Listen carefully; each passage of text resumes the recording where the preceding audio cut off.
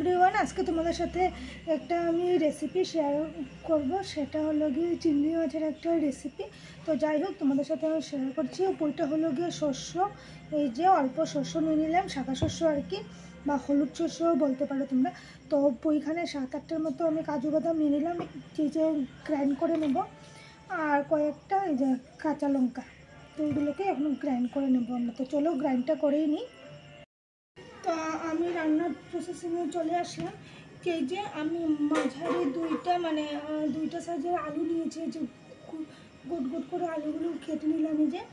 আর এই কড়াইতে আগে আমার শাশুড়ি মা মাছগুলোকে হাফ ফ্রাই করে রেখেছেন আর কি। চিংড়ি মাছটাকে ফুল ফ্রাই করবে না তোমরা, না হলে খেতে টেস্ট লাগবে না। আর আরেকটা কথা, চিংড়ি মাছটাকে অল্প অল্প জন করে দেওয়ার পরে লাল লাল হয়ে যাবে, তখনই নামিয়ে নেবে। তো ঠিক আছে, এই তেলের মধ্যেই আমি আলুগুলোকে ভেজে নিচ্ছি। তো আমার কড়াইটাও গরম হয়ে গেল এই যে। তখন আমি আলুগুলো ছেড়ে দিলাম।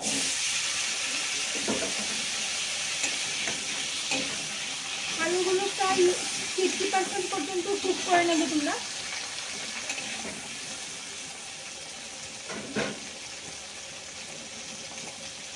তো আমি অল্প করে এখন হলুদ গুঁড়োটা দেবো আর কি। অল্প করে দিয়ে দিলাম হলুদ গুঁড়োটাকে একদম। এই যে সামান্য নুন, দেখাই যাচ্ছে নাকি জানি এখানে, কিন্তু সামান্য নুন দিয়েছে, একদম সামান্য নেবে নুনটা। পরে আবার অ্যাড করতে হবে, তো তার জন্য।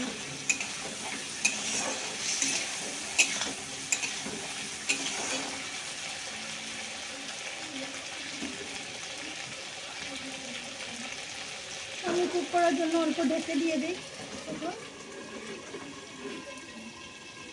তারপরে আবার আসছে। আলুগুলোকে দেখো ভেজে তুলে নিয়েছি। এখন আবার কড়াইটাকে বসিয়েছি ওই তেলের মধ্যে। যখনই তেল দেবে তোমরা, তখন অল্প বেশি করে তেল দিয়ে দেবে, তো সবগুলোই হয়ে যাবে আর কি একসাথে। তো কে তেলের মধ্যে করলে না সেন্টটাও থাকে আর কি। তো যাই হোক, আমি দুইটা যে অনিয়ন নিয়ে নিয়েছি, যে কীভাবে স্কোয়ার টাইপ করে কেটেছি এই যে। ঠিক আছে, আমি কড়াইটা পুরো গরম হয়ে গেছে। এখন এদিকে তেল বলছি পেঁয়াজ।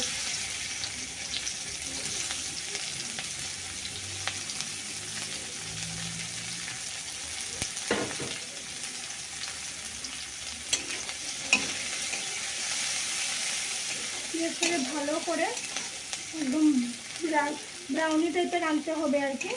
যে আমার এখনো জাস্ট দিলাম, তো তার জন্য কাঁচা কাঁচা আছে। হোয়াইট কালার পুরো ব্রাউন কালার আসতে হবে। অল্প স্ট্যান্ডটাকে অল্প টানছি আমি।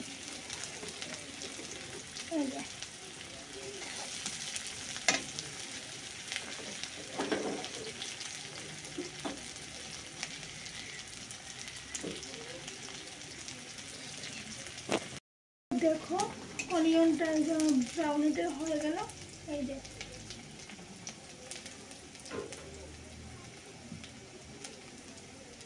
এখন দিয়ে দেবো আমি যে আমার গ্রাইন্ডারের মধ্যেই রয়ে গেছে। স্টিমটাকে অল্প লো ফ্লেমে করে দেবে তোমরা।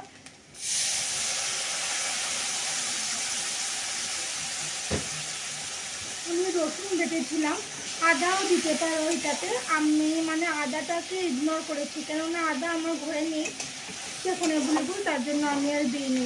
তো যাই হোক, রসুনটা দিয়েছি সেখানে।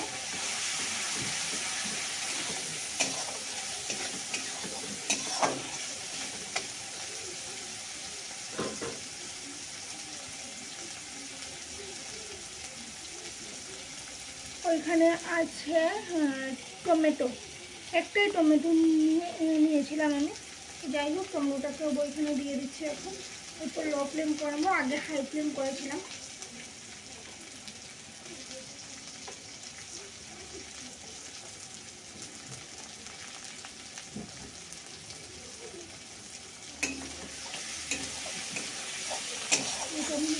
টমেটোটা কখন হচ্ছে কুক হয়ে যাক অল্প টমেটোটা, একটু সেদ্ধ না হলে তো হবে না। তো যাই হোক, অল্প লো ফ্লেমে থাকবে আর কি। তো এখানে অল্প টমেটোটা সেদ্ধ হওয়ার জন্য স্লাইড অল্প নিয়ে নিলাম।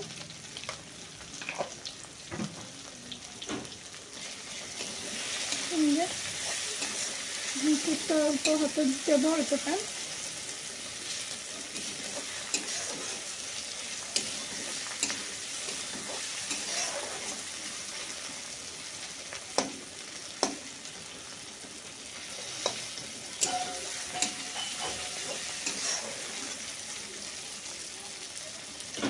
দেখো তোমরা টমেটো থেকে পেঁয়াজ আর রসুন বাটা থেকে আমার অল্প অল্প তেল ছেড়ে দিয়েছে।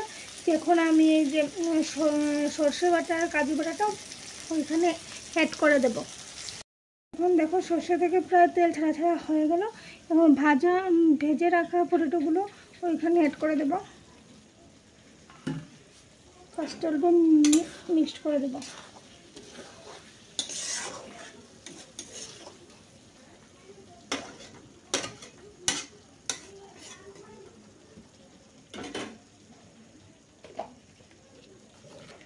এখানে দিয়ে দেবো স্বাদ মতো নুন।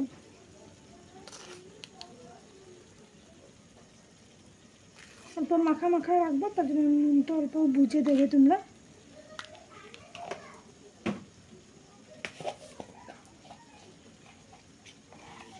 তারপরে দিয়ে দিলাম হলুদের গুঁড়ো।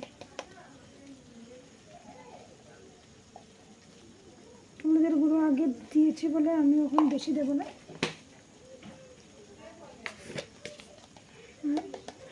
এখন দিয়ে দিচ্ছি রেড চিলি পাউডার।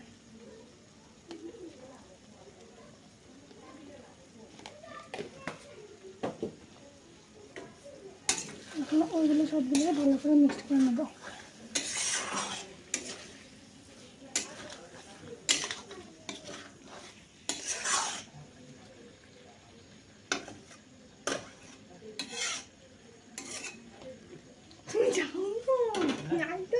যাও মানে সিদ্ধ হওয়ার জন্য আমি অল্প জল দিয়ে দেবো। আলুগুলো তো হাফ সিদ্ধ হয়েছে, 80% সিদ্ধ হয়েছে, আর 20% সিদ্ধ হতে হবে। তার জন্য আমি ওইখানে অল্প জল দিয়ে দিলাম, জাস্ট অল্প সিদ্ধ হওয়ার জন্য আর কি। তো ওইখানে কথা হলো গিয়ে কিছু মশলা লাগে না, শুধু লাগবে হলো গিয়ে স্বাদ মতো নুন, হলুদ গুঁড়ো আর রেড চিলি পাউডার। ওগুলো দিলে হয়ে যাবে। জিরা গুঁড়ো লাগবে না, কারণ অলরেডি আমাদের শস্য বাটা আর কাজু বাটা দেওয়ার জন্য ওইখানে আর কিছু লাগবে না। তো কখন সিদ্ধ হয়ে যাবে, সিদ্ধ হওয়ার জন্য অল্প ঢেকে দিয়ে দিলাম আর কি। ঢেকে দেবো, দিই নাই এখানে, অল্প ফ্লেমটাকে অল্প হাই করে দেবো।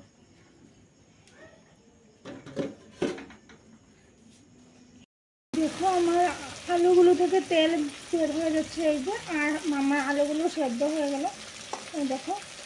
তো তখন আমি দিয়ে দেবো যে চিংড়ি মাছগুলো। আমার চিংড়ি মাছ বেশি নেই, আর 300 গ্রামের মতো চিংড়ি মাছ আছে।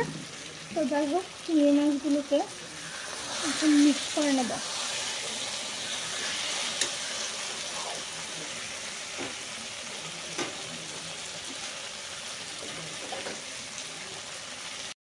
জল দিয়ে দিলাম।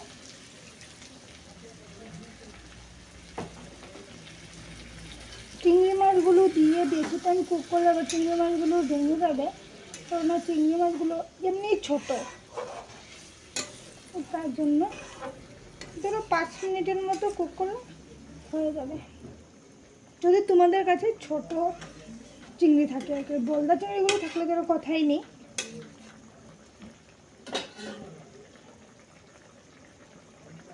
তো এখন উঠুক, আবার ঢাকা দিয়ে দিই অল্পটা। তো দেখো চিংড়ি মাছটা আমার রেডি হয়ে গেল। তো বইটার নাম কি দেবো আমি নিজেও বুঝতে পারছি না। আলু দিয়ে আর চিংড়ি মাছটা দিয়ে বানিয়েছি আর কি, কাজু বাটা শস্য বাটা দিয়ে। তো ঠিক আছে, প্রত্যেকটা সহজ পদ্ধতিও না, আর সহজ পদ্ধতিও বলা যায়। তো যাই হোক, তোমাদের আজকে কেমন লাগলো আমার এই রেসিপিটা? যদি ভালো লেগে থাকে তাহলে একটা কমেন্ট করে দিও, আর অবশ্যই তোমরাও ওই রকম বানিয়ে খেতে পারো। চিংড়ি মাছের মালাইকারি এই সেই বইগুলো তো অনেক ধরনেরই আমরা রেসিপি শুনেছি বা বানিয়েছিও, কিন্তু ওই রকম টাইপের রেসিপিটা আমি বানাইনি। আজকে ফার্স্ট টাইম বানালাম আর তোমাদের সাথে শেয়ার করলাম। তো লাস্টে যদি অল্প ধনেপাতা পেতাম তাহলে ভালোই হতো। তো যাই হোক, ধনেপাতাটা তো আর ওই সিজনে পাওয়া যায় না, তার জন্য আর কি আমি এমনিই বানিয়ে দিলাম। এখন তো গরম সিজন, তার জন্য ঠান্ডা সিজন হলে ধনেপাতাটা পেতাম আর কি। তো যাই হোক, এটাকে আমি ইগনোর করলাম আর আদাটাকে আমি ইগনোর করলাম। তোমরা আদাটাও দিয়ে দিও রসুন বাটার সাথে। তো ভালো লাগলে একটা কমেন্ট করে দিও, অবশ্যই এই ভিডিওটা অল্প শেয়ার করে দিও। তো যাই হোক, আজকের জন্য ভিডিওটা আমি এতটুকুই রাখলাম। বাই বাই, নেক্সট কোনো ব্লগে বা ভিডিওতে তোমাদের সাথে আবার দেখা হচ্ছে। Bye bye.